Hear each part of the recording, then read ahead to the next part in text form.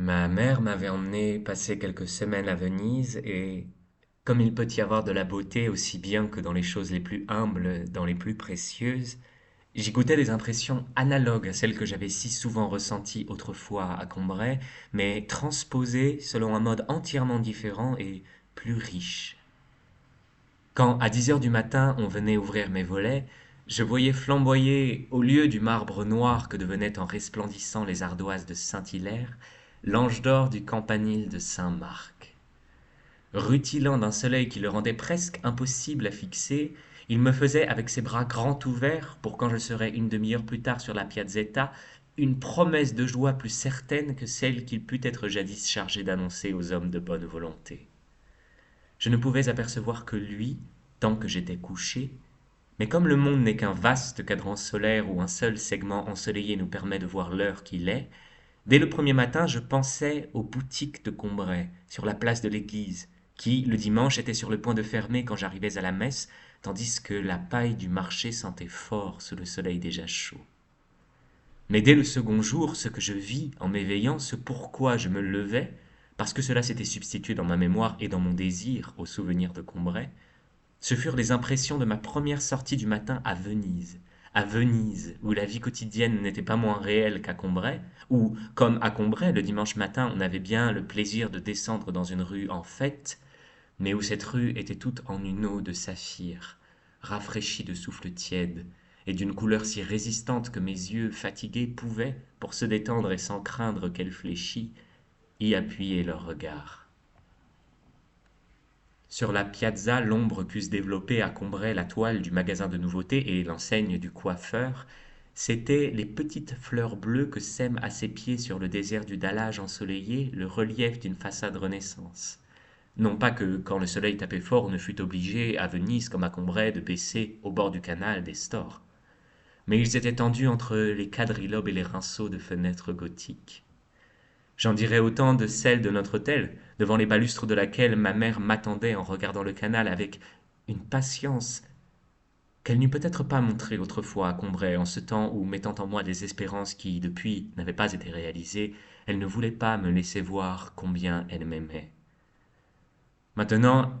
elle sentait bien que sa froideur apparente n'eût plus rien changé, et la tendresse qu'elle me prodiguait était comme ces aliments défendus qu'on ne refuse plus aux malades quand il est assuré qu'ils ne peuvent plus guérir. Certes, les humbles particularités qui faisaient individuelle la fenêtre de la chambre de ma tante Léonie sur la rue de l'Oiseau, son asymétrie à cause de la distance inégale entre les deux fenêtres voisines,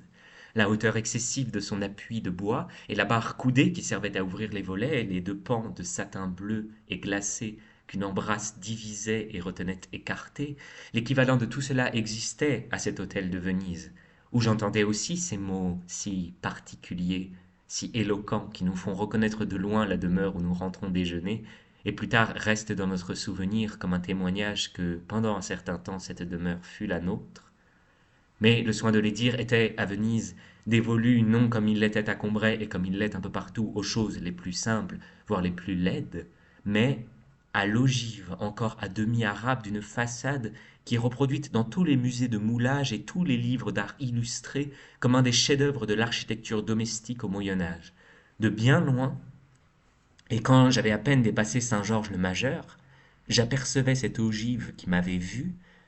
et l'élan de ses arcs brisés ajoutait à son sourire de bienvenue la distinction d'un regard plus élevé et presque incompris. Et parce que, derrière ces balustres de marbre de diverses couleurs, maman lisait en m'attendant,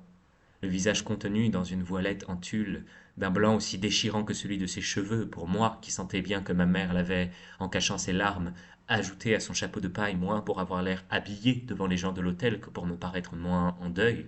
moins triste, presque consolé de la mort de ma grand-mère.